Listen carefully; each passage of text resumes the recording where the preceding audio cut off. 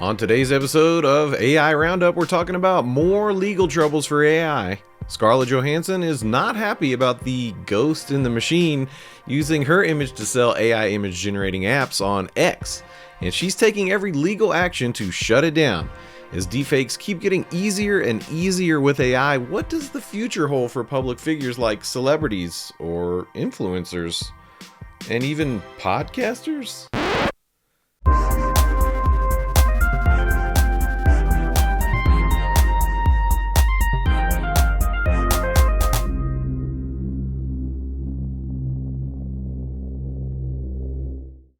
What up, y'all? Welcome back to AI Roundup. I'm your host, Phil Buck, and today we're doing a new installment of one of my favorite bits for the show, AI Alert. The big story today is about another case of AI deepfakes used to sell questionable products. And before we dig into that more, I want to share with you a handful of images that have been faking out users all across social media. One of my favorite games to play when I'm scrolling the internet is to spot AI images in the wild that have been posted in earnest, to garner attention, while totally concealing the fact that the images are fake and AI generated. All right, the first one, this literally blew me away by how many people reacted to it. Fantastic wood carving posted by Animal Lover featuring a young woman who supposedly carved the face of Christ into the trunk of a tree. It has over 1.3 million reactions. I scrolled the comments as long as I could stand, and no one was calling this out as AI. Which is crazy to me. Everyone was simply just saying good job and excellent, and I just don't know. This is just truly wild to me. And next up, this one really resonates with me a lot more. I've actually been seeing this one float around for quite a while now, but it made its way back into my feed once again this week. A portable toilet is delivered with the power of drone propellers. Now you can drop a deuce anywhere on demand with Shaddle. I got to give the AI a couple of points for that one. Although if I had to guess, that was just probably added by somebody using Photoshop after they generated this image. Don't mind the fact that the front and the side are clear glass. That's how I love to do my business out in the open like that. Truly bizarre. Okay, this one is getting me a bit hungry. Pretzel Dog, posted by APA-CCC Validolid. With over 394,000 reactions. Once again, no one in the comments is calling this out as AI, but actually I saw another of my Facebook friends sharing this image and calling it out, and they stated they were easily able to generate a similar image with the simple prompt Pretzel Dog. Okay, this one is one of my favorites, down at the Corvette car show, posted by Corvette Images. Without a scrutinizing eye, nothing about this image really stands out.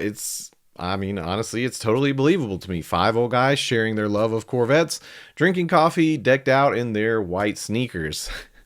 Not one pair of New Balance there. Come on, AI, you can do better than that.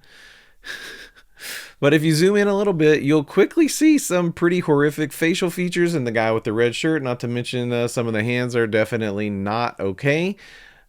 So yeah, again, everybody totally believed this one. I don't necessarily blame them in this case.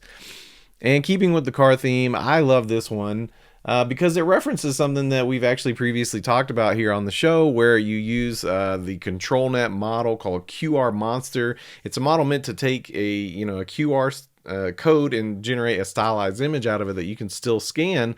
People were using that model to make subliminal messages. They were either putting like words in an image so you would look at it and you wouldn't see the words right away, or actually people were doing something even further and putting an image like this one into a different image, so you thought you were looking at trees but you're actually seeing something like Donkey Kong. The sad part about this is that someone used this technique to fool their audience, and more likely the person posting this probably just ignorantly came across the image with no understanding of how it was made and then posted this deep thought, just for social media clout.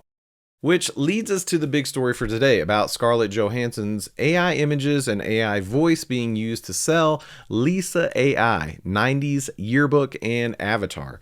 Now, I've actually seen tons of similar images making the rounds for, it was about a week, and that was while the latest viral AI trend was going on.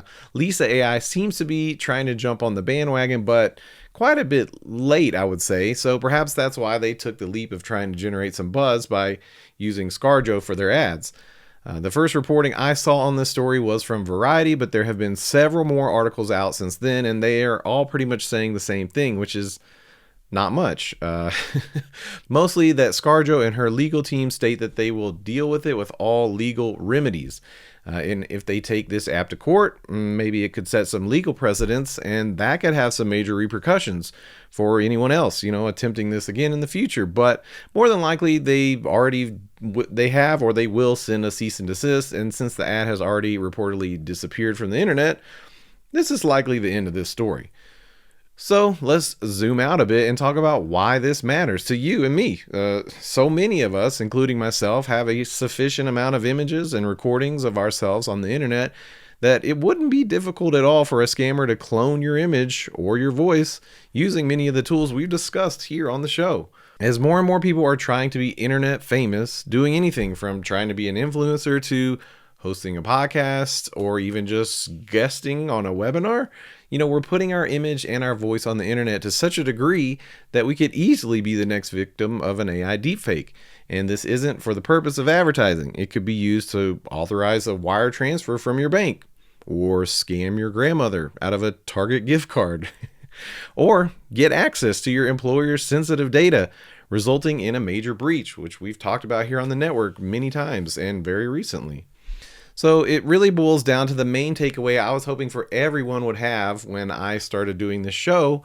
We have to continue to talk about this and educate those in our lives who don't know about the potential of AI and show them what's possible. Just look at all those images I shared at the top of the show. So many people had no idea that they were fake.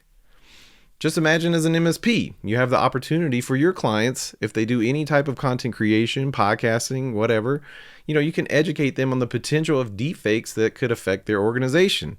And, honestly, what we're talking about here and now, this is just Mickey Mouse. So it's only going to get crazier. Do you think what I'm describing here is realistic?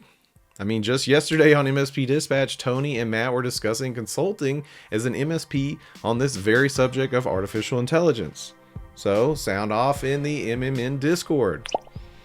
And that's our AI Roundup for today.